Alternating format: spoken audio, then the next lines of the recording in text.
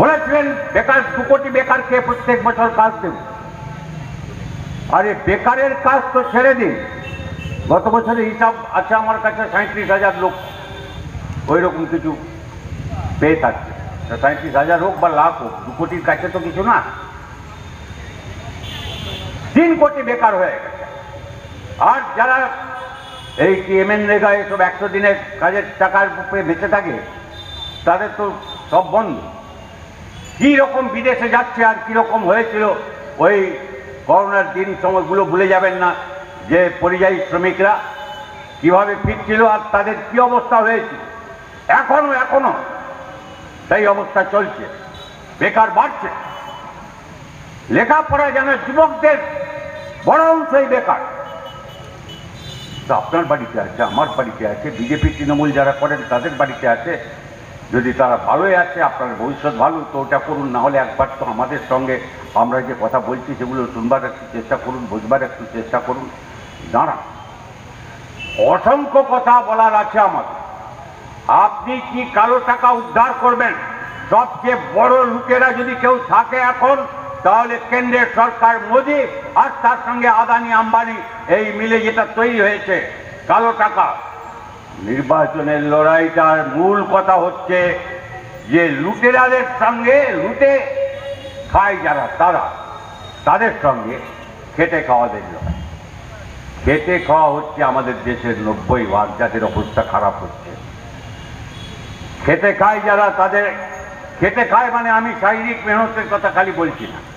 মধ্যবিত্ত, নিম্ন মধ্যবিত্ত অনেকে আছেন, মাস্টারমশাই পড়ান, সেই দিনরাত জেগে মানে স্কুলে পড়ালেন, তারপরে বাড়িতে পড়ালেন, তারপরে পরীক্ষার খাতা দেখবেন, তারপরে এটা করো সেটা করো, মিড ডে মিল করো, এ করো সে করো, যা হোক করছেন।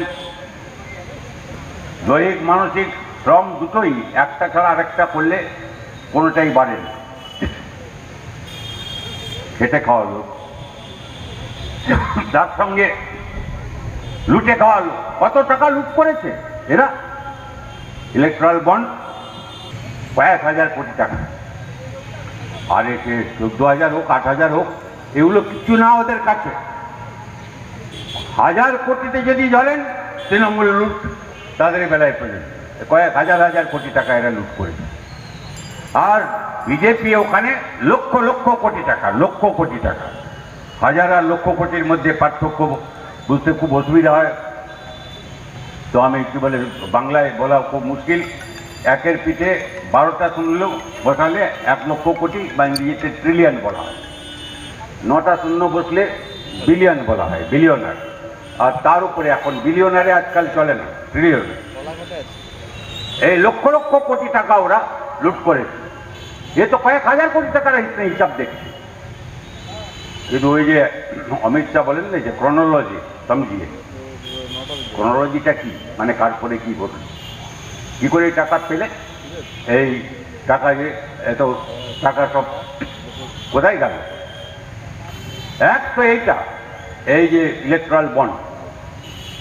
2, এছাড়া কর্পোরেট ডোনেশন একটা হয় যাতে বন্ড ফন্ডের লাগে না, তার হিসাব কেউ জানে না, ছেড়ে দিই। 3, এর চেয়ে বড় কথা হচ্ছে এই টাকা যদি না তোলে তাহলে একটা অংশ PM কেয়ার বলে একটা সংস্থা করেছেন, সেখানে যাবে।